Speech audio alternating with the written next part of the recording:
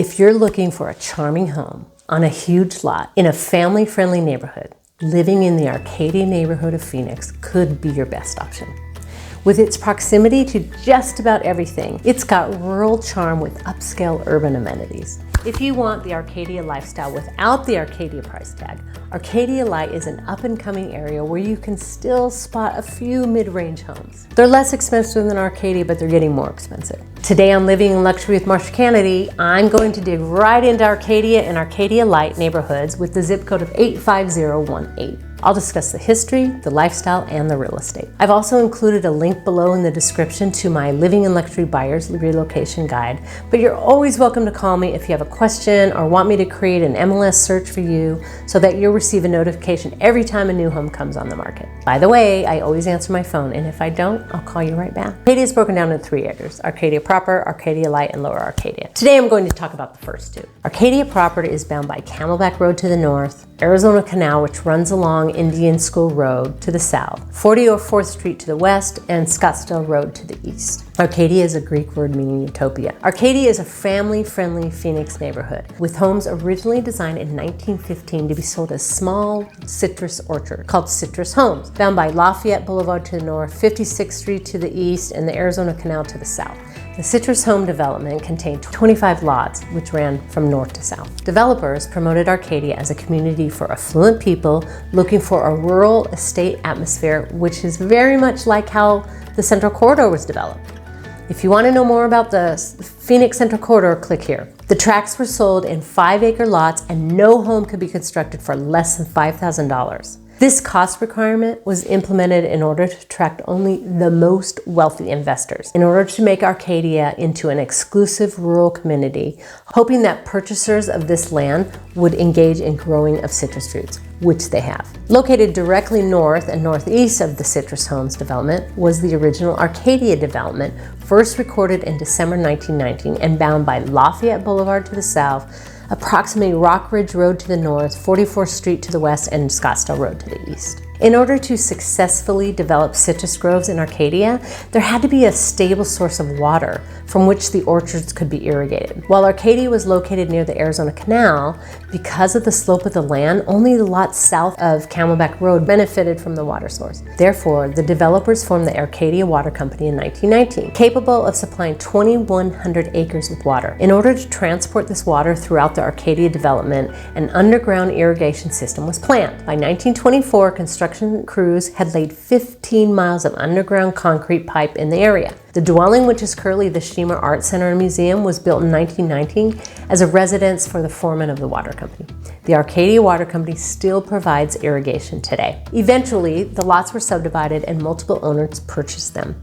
Plus, the cost of the building of a house had to exceed $10,000, up from the original $5,000. One of the charming older homes located on the west side of the central Arcadia was built by Mrs. Jane Cotton around 1919. The house is a construction of brick with hardwood floors, and it also has a basement. When Mrs. Cotton first lived in the home, wild horses could be seen running along Lafayette Boulevard, and it had the right-of-way. On the southwest corner of Lafayette and Avenida del Puente is a home built in 1935 for Ruth Wendell, who was the original founder of the Phoenix Crippled Children's Hospital. Ms. Wendell was a school nurse from the Globe, Miami area. When she moved to Phoenix, she was concerned about the crippled Indian and Mexican children and began caring for them. Parents of the children she helped wanted to build her a house. The lot she purchased extended from Lafayette Boulevard south to the canal. The home had cement tile floors and was made from adobe bricks that were made on the property. When they were working on the house, an Indian put a piece of bread in the wet frame of the doorway. He told Mrs. Wendell that whoever enters the house would never go away hungry.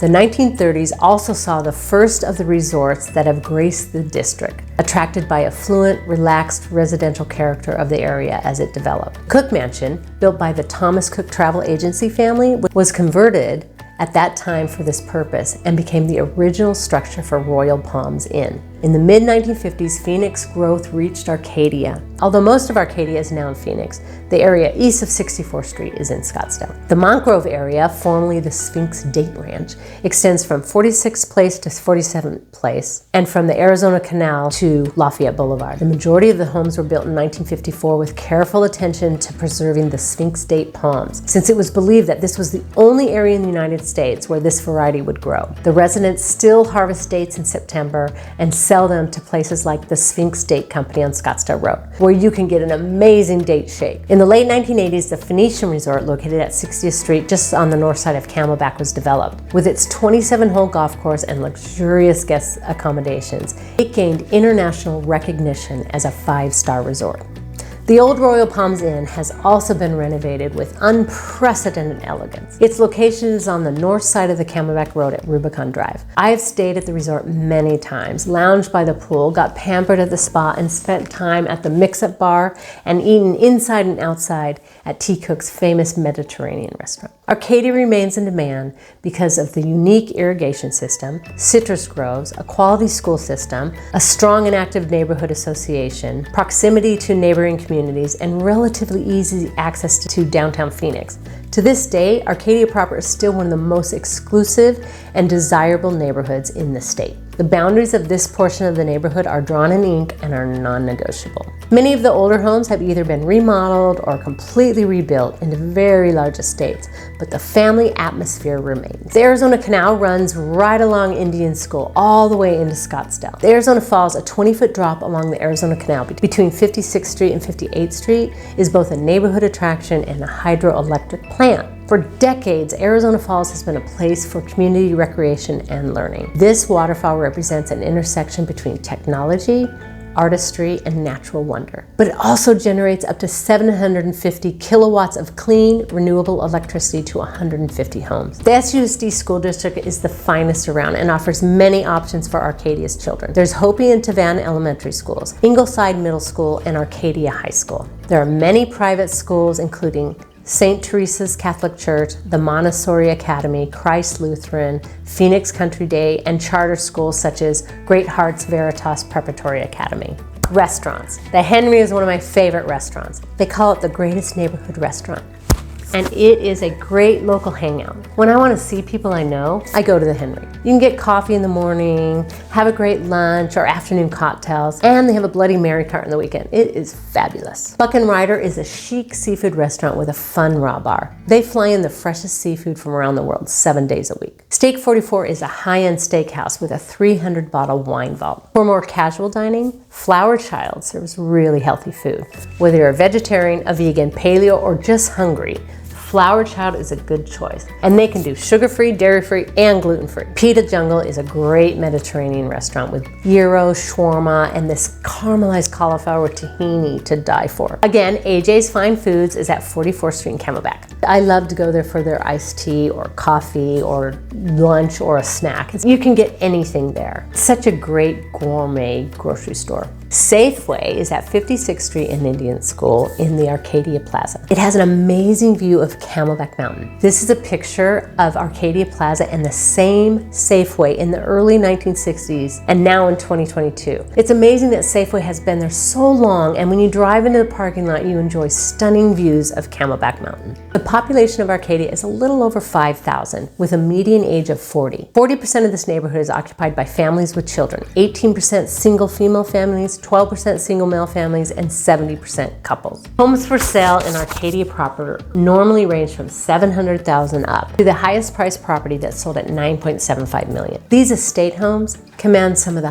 highest prices in all of Phoenix because of their premier location. If there's a home for sale in Arcadia proper that's priced right, it sells quickly. The average annual median price is about $1.3 million, which continues to hold steady or even climb a little when the average median sales price for Phoenix Metro as a whole has dropped 8% in the last few months. As you can see, in 2014, the last time we were in a balanced market, where the number of sellers equaled the number of buyers, the average appreciation rate was 7.8%, way above the inflation rate at the time. 104 homes have sold up until November 1st, 2022, but 283 homes sold in 2021. So sales volume has dropped significantly. The average days on market for the homes that have already sold in 2022 is 47 days, with the average days on market for homes that are on the market now at 85 days. So homes are sitting on the market longer. That's why the end of the year is a good time to buy a house. Sellers are worried that it's taking too long to sell a home and are ready to negotiate. If you're looking to buy a home in this part of the neighborhood, You better keep your eyes open because it's ultra competitive. If you like lush landscapes and Midwestern values, then this is a spot for you. One of the lower price homes on the market is a 2,100 square foot home on a 14,000 square foot lot at $1.5 million. That's lower. And the highest price home on the market is 8,400 square feet on a 64,000 square foot lot with spectacular views for $8 million. It is absolutely stunning. It's a modern luxury custom remodel at the base of Camelback Mountain. The oversized resort-style pool and spa and the lavish backyard entertainment grounds include a cabana, multiple sitting areas, inviting you to enjoy Arizona living to the fullest. Unlike Arcadia's boundary that are set in stone, Arcadia Light is much more fuzzy. But for this video, we're going to say Arcadia Light is bound by 32nd Street up to the west, 44th Street to the east, Camelback Road to the north, and Indian School Road to the south. It's known for its eclectic crowd where you will find fun places to meet friends and hang out. Arcadia Light is highly regarded for its tight-knit community and safe streets. You'll typically find people hanging out for coffee in the morning at Le Grand Orange, having a glass of wine during the evenings at Postino's, or in their front yard on their Adirondack chairs. The canal and quiet streets of Arcadia Light provide a great place for those who love taking walks or runs. There's a reason Arcadia Light was recently named one of the hottest neighborhoods in Phoenix. At 32nd Street in Campbell, Provision's flagship shop serves coffee, food, and cocktails from the start of the morning to the end of the night. In the same building, the original Chop Shop, a neighborhood eatery crafting food from whole ingredients, is there. Since the first shop opened in 2003 in Old Town, their goal has been to provide a warm, welcoming place full of energetic people where you can fuel your well-being because they believe that eating well leads to happiness. It's a lovely place. I will often sit there all day and work. I love how bright and open it is. If you go east on Campbell to 40th Street, you'll find Le Grand Orange Grocery and Pizzeria. That has the cutest general store, wine shop, pizzeria, and breakfast community spot. It has a bohemian vibe and people flock to the grab-and-go breakfast. The outside coffee bar with picnic tables where I love to walk the dog and meet other dogs and people. The general store has so many unique items. You could spend hours there. Also, the wine selection is fabulous. One time I found a wine from the Rioja region of Spain from a very small winery that I had visited called Bodega Rota. I couldn't believe they had this wine, which is delicious. I was so excited. I had dinner at the pizzeria 3 times that week with different friends and bought all the bottles of Rota they had. If you can't tell, I love Rioja wine. And it was so fun to find it at Le Grand Orange. The original Postino's lives in a 1940s brick post office building with a roll-up garage door style walls. It's fun to have a bottle of wine and their famous bruschetta. There's a Postino's on Central Avenue and Scottsdale Road, but this location is the OG of Postino's. Also in this hip Arcadia neighborhood is Ingo's Tasty Food, known for its cozy, fun, and whimsical community vibe and family and pet-friendly patio. Ingo's is famous for their Greyhound frozen or on the rocks, fried chicken Sammy, Ingo's chopped salad with Arizona dates, the shattered potato chips with cracked pepper lebni, oh my god, they're so good, and always US raised, grass-fed, and grass-finished burgers on the lightest burger buns on the planet, handmade from LGO, Le Grand Orange Bake Shop. Just north of 40th Street at Camelback is North Italia.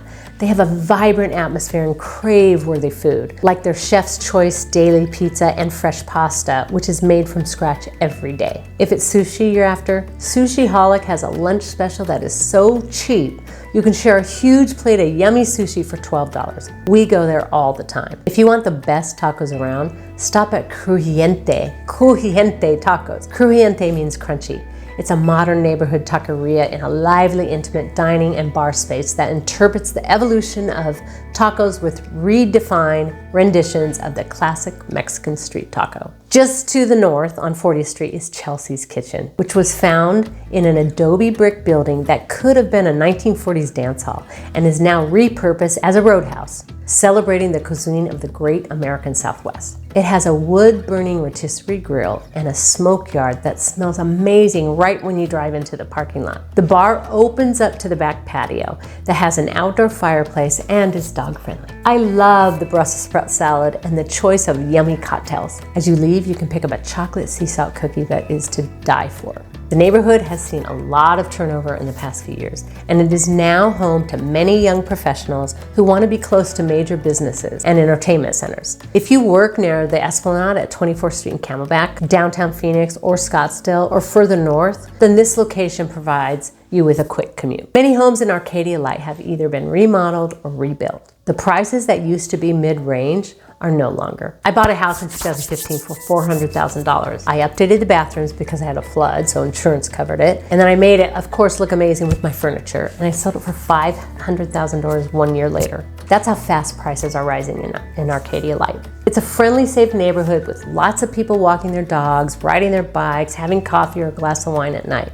You can really hang here. The population of Arcadia Light is approximately 7,600 people with a median age of 39. 18% of this neighborhood is occupied by families with children, 37% single female families, 26% single male families, and 36% couples. The highest price sold in Arcadia Light was $3.9 million, which was almost 5,000 square feet on half an acre, newly built in 2017. Today, there are 25 single-family homes on the market, ranging from $550,000 for a teardown on an 8,000 square foot lot to a 3.3 brand new build with 4,200 square feet on a 13,000 square foot lot, described as a modern Arcadia farmhouse, which is really lovely. Remember to download my Living in Luxury Buyer Relocation Guide in the description. And if you want to know more about another fabulous place to live, click here to learn all about Central and South Scottsdale. And remember, if you have any questions, give me a call. If I don't answer, I'll call you right back.